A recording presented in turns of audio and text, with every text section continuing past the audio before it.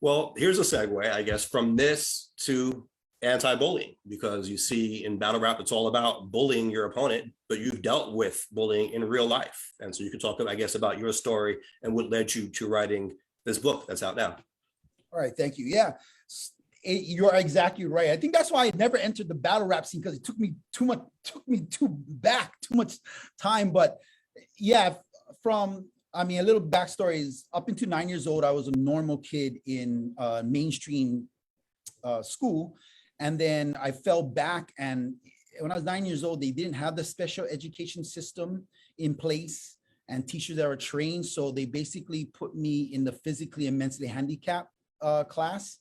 So all my classmates and neighbors and people who lived in my neighborhood just deemed me as a mental kid. And I had a target on my back. So I got teased for being mental. And the sad part, it wasn't only the kids or my friends, it was their parents. Their parents would say, hey, don't hang around that kid, like it was contagious, or that's going to happen to you. You're going to be put in a mental class. So from 9 years old all the way to I graduated high school, I had no friends and didn't go to any proms, didn't have a girlfriend or anything like that.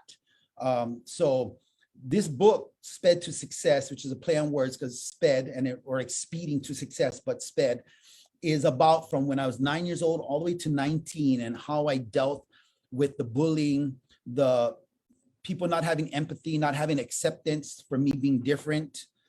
So I wanted to write this because I used to go to schools. I used to perform, and then I would tell my story and how I overcame it.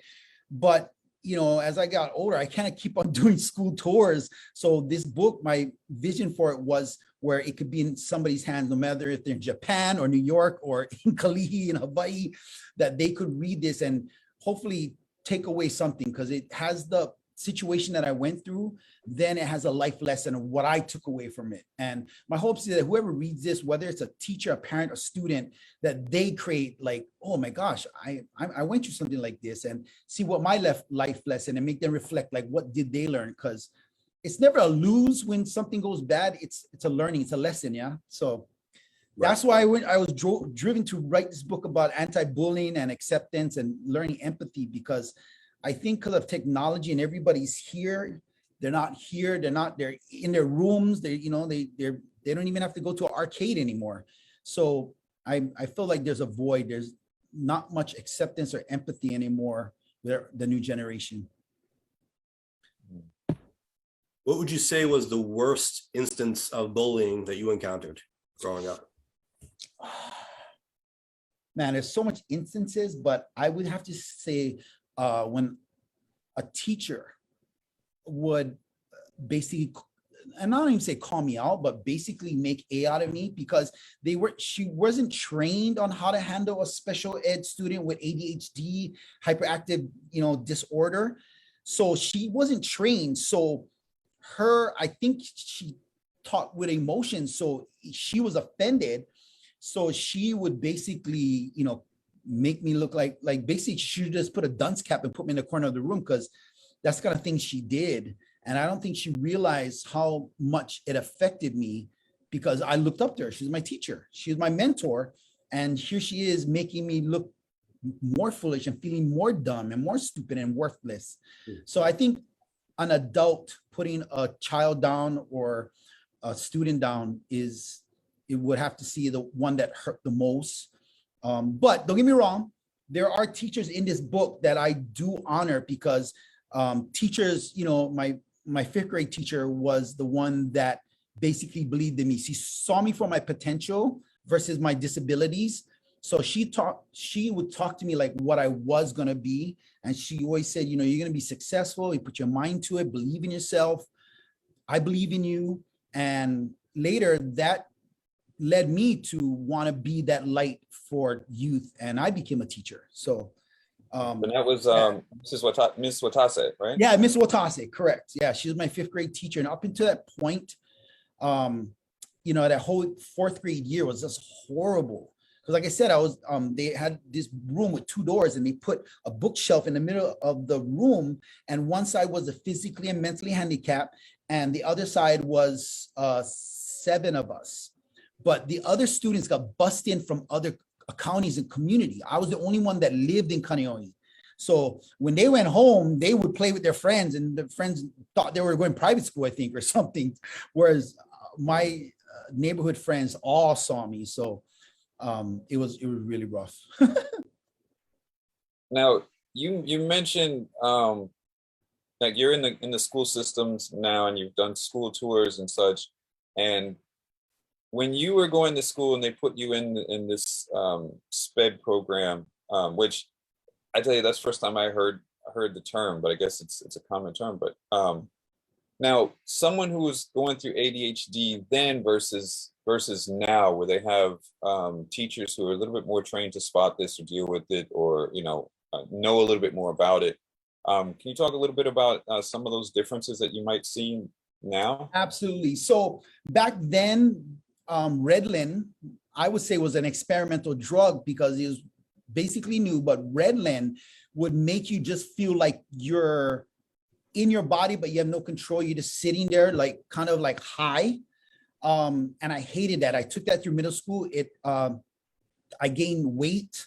I felt just cloudy. I don't remember most of my middle school because I was taking Ritalin. So when I got to high school, I stopped taking that. But now they actually have drugs that are more, and I don't say drugs, but medicine that is more in tune to them. And it's not Ritalin, it's other different medications.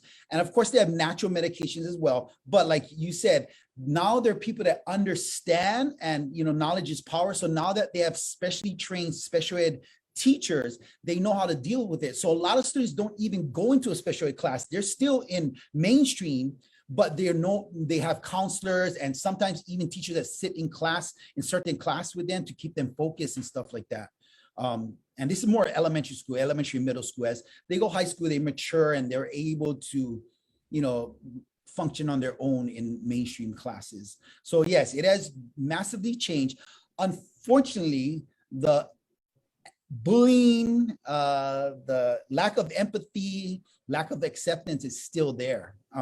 When I would go to special ed classes and speak to the students, they would come, I could see, as I was telling my story, I see tears running down their face. And so I put them on the side and they said, what you went through is what I'm going through. I'm like, this is 30 years later. Why haven't we evolved? So, I mean, this is what I do so I can be that light for them, that, knowing, and I guess bringing attention to teachers and parents that this is still happening. Look for what's going on in your child. If they're locking themselves in the room, they're not social, they don't have any friends, I mean, they need help. They need somebody that believes in them and tell them, I love you, I believe in you, and keep enforcing that they need to believe in themselves. I mean, that's the first thing I tell when I tell students or youth, is that you got to realize nobody's coming to save you. You are your hero. You are the one that has to believe in you first. Because if you don't believe in you, nobody's going to believe in you. And I just keep on pushing that. Believe in yourself. Believe in yourself. Conceive what you want to be in life.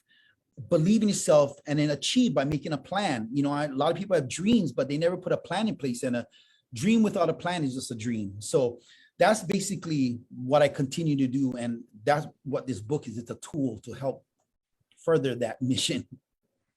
And what better person to help someone who's dealing with that than someone like yourself who's also been through it. So you can show people that there's light at the end of the tunnel. Exactly. It talks about that in the book. But man, I'm not gonna lie, when I used to do these school tours, especially when I go into the special ed classes, when I do the gyms, I just hype them up, tell my story and stuff like that. But when I would go into classes, it took me 3 days to recover because I could feel what they're feeling. And it took me back to being a child and being bullied. And so that was part of the reason I said, okay, I got to do something, because I'm 3 days emotional after that. You know what I mean? So it's just sad to see that it's still happening. And, suicide for youth is high. And so I'm hoping that I can, be the difference for a lot of these youth. And this book will open the eyes of parents, teachers, mentors, and give hope to our youth, tweens and teens.